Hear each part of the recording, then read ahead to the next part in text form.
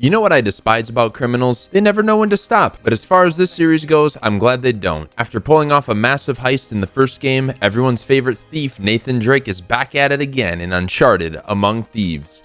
If you guys haven't watched this series before, I like to vaguely go over the game and story to give you an entertaining watch and hopefully provide a few laughs. If you enjoy the video, please consider subscribing and liking the video. Anyways, let's begin. We start off with Nate enjoying a nice train ride in one of these new fancy modern trains. I must say that I've only been on a few trains in my lifetime. They're pretty fun and a cool way to see some beautiful views, but I've only been on the lame old style ones where you need to be on the tracks. These new modern trains are awesome. They go off-roading and can even fall down cliffs. After realizing we don't have our ticket and getting kicked off the train, Nate quickly passes out from exhaustion in the winter cold and does what any sensible person would do in this situation: daydream of being somewhere warm and sunny. I found my moving buddy. Our mission this game is to go find a lamp from Marco Polo that will lead us to, get this, another hidden city with fellow thieves Harry and Chloe. It's at this point I'm starting to realize that they named this series Uncharted for good reason. Quick mention as well that Nate and Chloe definitely have some chemistry between them here that will eventually unfold similarly to a Batman-Catwoman type relationship. Also, if you think that Nate would be better with Chloe than with Elena, let me know in the comments below. I'd love to know what you think. We need to sneak into a heavily guarded museum to find our lamp, to then find this hidden city. And thankfully, despite being a couple of thieves, Nate and Harry are class acts that would never hurt these completely innocent security guards. Yep, as I said, definitely not killing any innocent security guards today. We find the lamp, break it, and find a map inside that is only visible while setting blue resin on fire. And we're off to wherever the hell this game is taking us to, Shambhala, a hidden city in the Himalayas? But not before being screwed over by Harry, that British two-timing son of a bitch. Unfortunately for us Americans and Nate, this isn't the first time we've been screwed over by the Brits. The once innocent-looking security guards are not so innocent anymore, as they shoot first and ask questions later. Just as we think we're about to escape, we open the sewer lid and get captured. We flash forward 3 months to see a cutscene where Nate's been in jail for all this time and gets freed by our old buddy, Victor Sullivan, and Chloe, who we currently hate at the moment, to help us continue our journey and beat Harry to the hidden city. Just as we're starting to make good progress, we run into... not this fucking guy again. Chloe, you really have me confused right now, because within 3 minutes, she's gone from turning us into Harry and his men to saving us.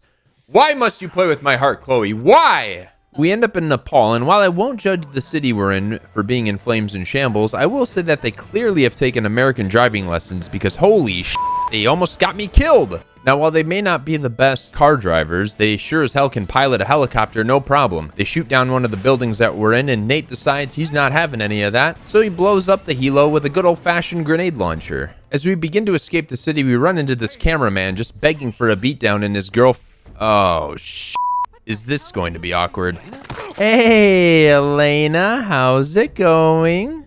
Okay, so they're gonna tag along with us for a bit, but just a little bit. First, we're gonna enter this temple here to do this puzzle, then go into this larger temple to do this puzzle, and by doing that puzzle, this statue thing's mouth is going to open up, and then from there, we're going into the mouth into another room. Then, we use this key that creates this 3D map looking thing that doesn't look like anything at all, but Nate's like, yo, I know exactly where that is, and I'm just here to roll with it, honestly. Oh my god, dude, will you please stop running into me? Well, Harry has a new boss now, Mr. Lazarevich, something like that, and he's going to show us he means business by killing Mr. Cameraman that we hardly got to know. At this point, they really want us dead. So they do just that. They kill us, game's over, and the credits roll.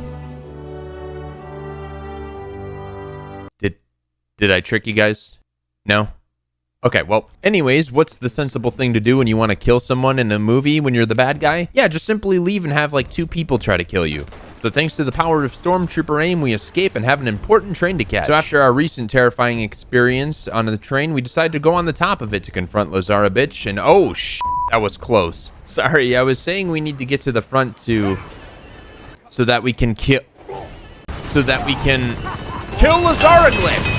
All right, I get it. I died a lot on this section, okay?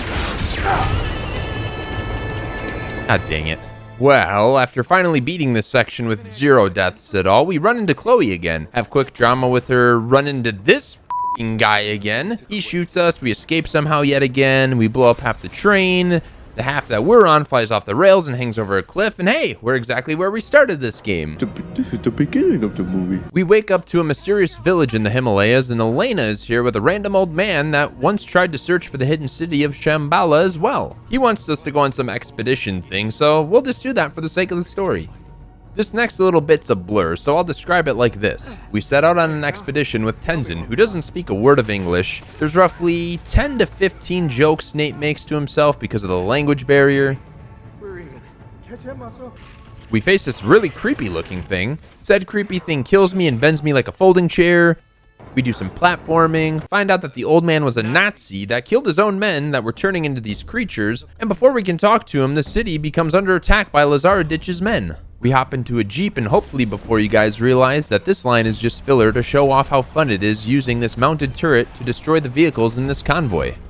We kill lots more of the bad guys before we finally catch up to the old man who's been wounded fatally. He has some last words of encouragement for us. Everything you touch does turn to shit. Ah, Schaefer, you have such a way with words. Well, this is it, gamers. We've reached the secret entrance to Shambhala. In true action game fashion, we yet again run into the main bad guy of the game.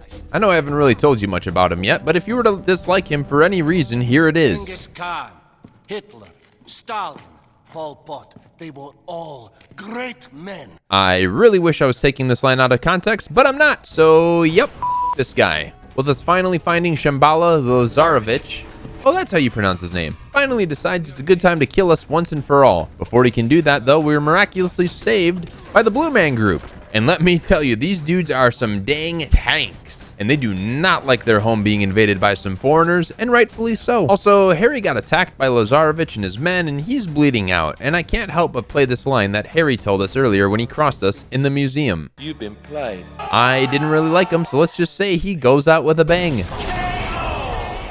Well, this is it, the finale. This whole time we thought we were chasing this everlasting stone that would give everlasting life, but in reality it was this super blue tree sap stuff that turns people into these blue creatures. Yeah, those guys. So yeah, I'm sure you know what happens next. Big bad bald man drinks tree sap that turns people into super beings, but we defeat him pretty quickly and our new blue friends decide to beat this bully up.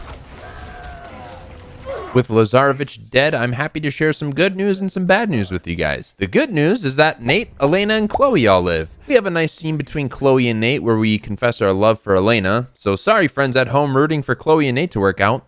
I think they would have been better together personally. Nah. And the credits roll. Oh. The bad news is that the super secret city hidden away for centuries, yeah, we kind of destroyed it within an hour of being there, as we barely escaped with the city burning to the ground. And as a wise old man named Schaefer once said, everything you touch does turn to shit. Hey guys, thank you all so much for watching. If nothing you touch turns to shit, then go ahead and click that thumbs up button. Leave a comment as it helps the channel and video out immensely. Also, please consider subscribing if you haven't already. I have an offline server where you're more than welcome to join to talk with an amazing community, and some social media links in the description I'd highly encourage you to check out. I hope you all have an amazing day, and I'll catch you around for the next episode of In a Nutshell.